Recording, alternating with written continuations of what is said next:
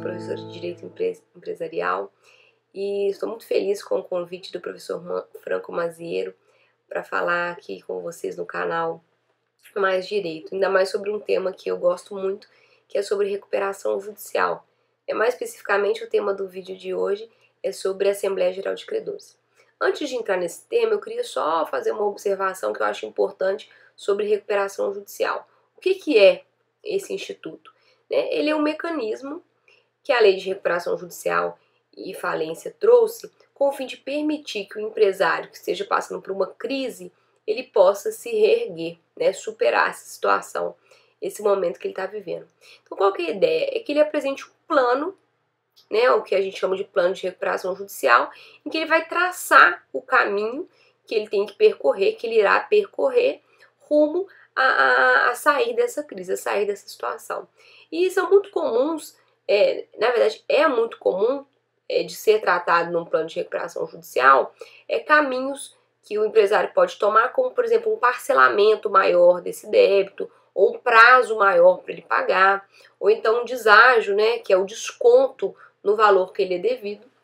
E aí, qual que é a ideia? Ele apresenta esse plano, os credores são chamados a manifestar. Se o número X de credores, daqui a pouco a gente vai ver o que seria esse X, concordar, ele vai conseguir novar essa obrigação e vai começar a cumprir a obrigação que ele tem de forma diferente. Então, qual que é o X? O que é interessante numa recuperação judicial? É a ideia de que ele vai conseguir impor a credores que não concordaram com o plano essa novação. Então, é um benefício que a lei traz para ele, que se ele atingir o quórum necessário, o número X de credores concordando com essa proposta, ele vai ter o direito de impor esse plano a todos os outros credores dele, independentemente de aceitar ou não. Esse é um dos pontos super interessantes da lei. Um outro ponto que eu acho que beneficia bastante e é um fator importante na hora de decidir por uma recuperação judicial é a possibilidade de você suspender todas as ações e execuções que tenham sido propostas contra você pelo prazo de 180 dias. Se você ajuiza a ação, o juiz vai analisar se você tem os requisitos legais para o processamento da recuperação. Se você tiver esses requisitos, ele defere o processamento e imediatamente todas as ações e execuções contra você contra o empresário estará suspensa nos próximos 180 dias. Existem algumas exceções que não vão haver suspensão? Existe, mas regra geral haverá essa suspensão. Isso é um balão de oxigênio para o empresário, Ele ganha um prazo para tentar oferecer esse plano, eventualmente convocar uma assembleia, aprovar esse plano e ter novadas as obrigações. E a partir de então começar a fazer esses pagamentos de acordo da forma proposta, prevista nesse plano. Mas como que acontece na verdade a recuperação não, a assembleia de recuperação? É o seguinte, a pessoa ajuizou a ação, o juiz deferiu o processamento, o empresário vai apresentar o plano. O juiz convoca os credores para manifestarem-se com relação ao plano, se concordam, se discordam. Se nenhum credor falar nada, se nenhum credor apresentar a peça que a gente chama de objeção, o juiz vai entender que todo mundo concordou e vai homologar o plano, homologando o plano, as obrigações serão novadas. Mas se ao menos um credor apresentar objeção, o juiz, junto com o administrador judicial, terá que convocar a Assembleia Geral de Credores para que os credores em conjunto analisem se irão concordar ou não com esse plano proposto. E qual que é o requisito para que um plano de recuperação judicial analisado em assembleia seja aprovado? A lei estabelece que as 4 classes de credores aprovem esse crédito. Aprovem esse plano de recuperação judicial. Professora, mas o que são a assembleia de recuperação? É o seguinte, a pessoa ajuizou a ação, o juiz deferiu o processamento, o empresário vai apresentar o plano. O juiz convoca os credores para manifestarem-se com relação ao plano, se concordam, se discordam. Se nenhum credor falar nada, se nenhum credor apresentar a peça que a gente chama de objeção, o juiz vai entender que todo mundo concordou e vai homologar o plano, homologando o plano, as obrigações serão novadas. Mas se ao menos um credor apresentar objeção, o juiz, junto com o administrador judicial, terá que convocar a Assembleia Geral de Credores para que os credores em conjunto analisem se irão concordar ou não com esse plano proposto. E qual que é o requisito para que um plano de recuperação judicial analisado em assembleia seja aprovado?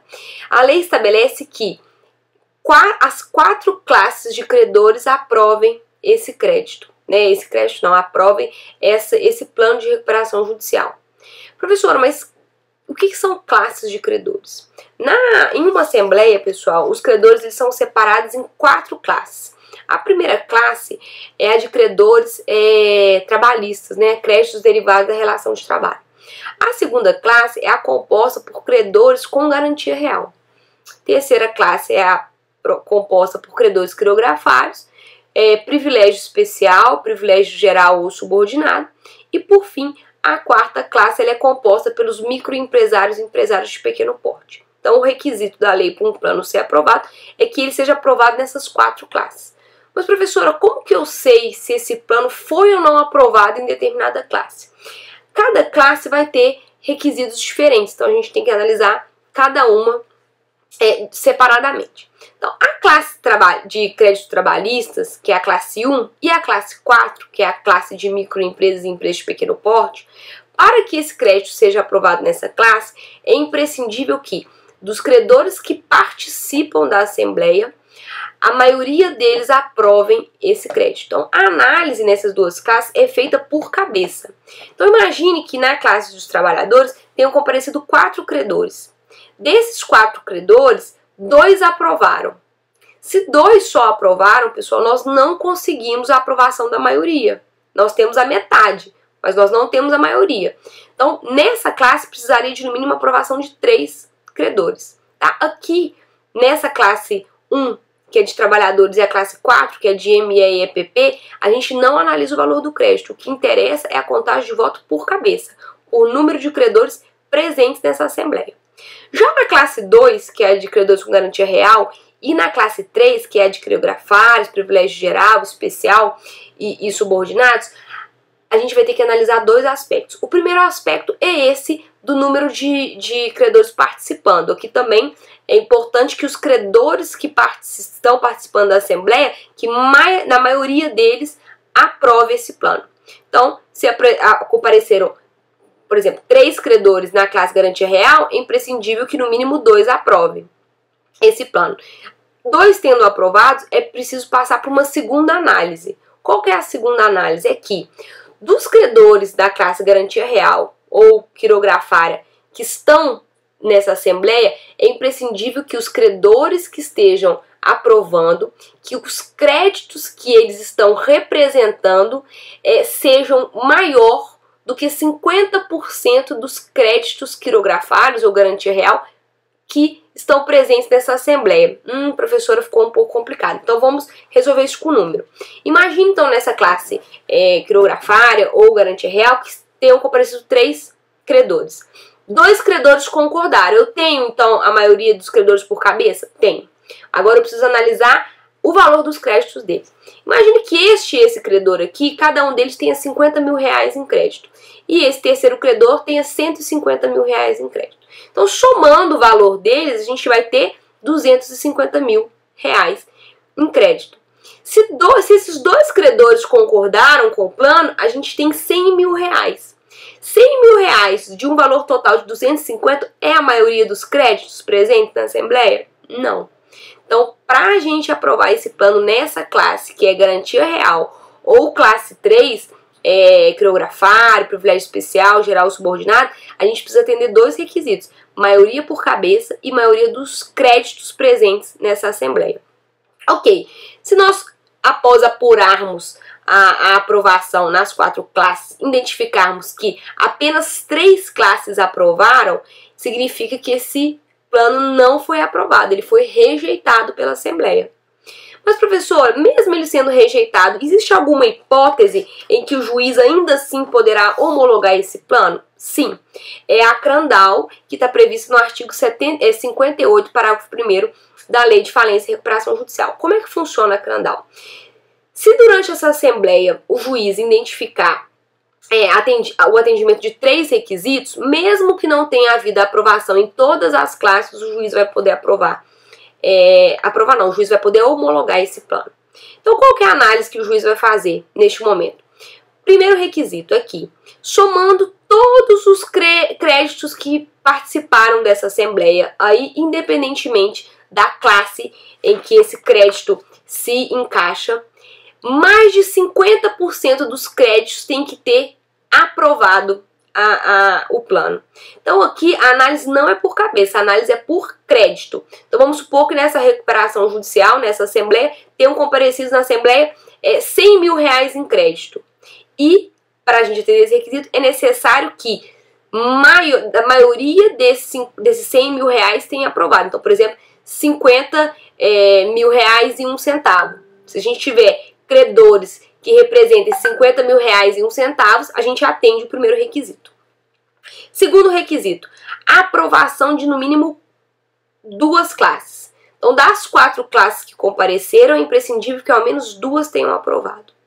Professora, mas e se só tiveram 2 classes na Assembleia? Então, um mínimo de aprovação de uma, ao menos uma tem que ter aprovado. E como último requisito, a gente vai ter que analisar a classe que rejeitou. Nessa classe que rejeitou, é preciso que tenha havido aprovação de no mínimo 1/3 daquela classe. Como é que eu vou analisar esse 1/3? Se eu estou analisando uma classe 1 ou classe 4, trabalhista ou MME e EPP, é imprescindível que a gente analise o voto por cabeça. Então, 1/3 dos credores trabalhistas ou ME e EPP presentes tem que ter concordado com o plano.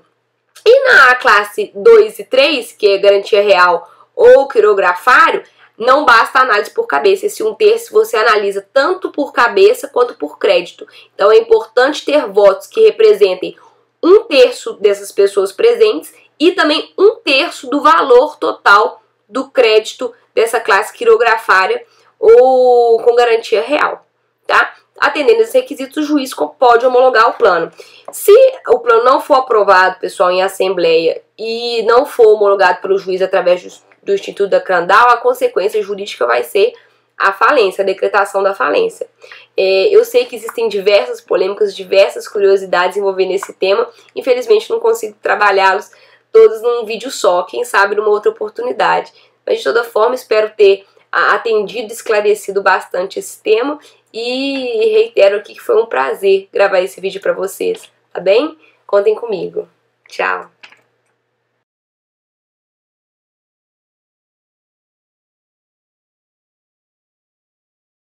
Em 4 classes.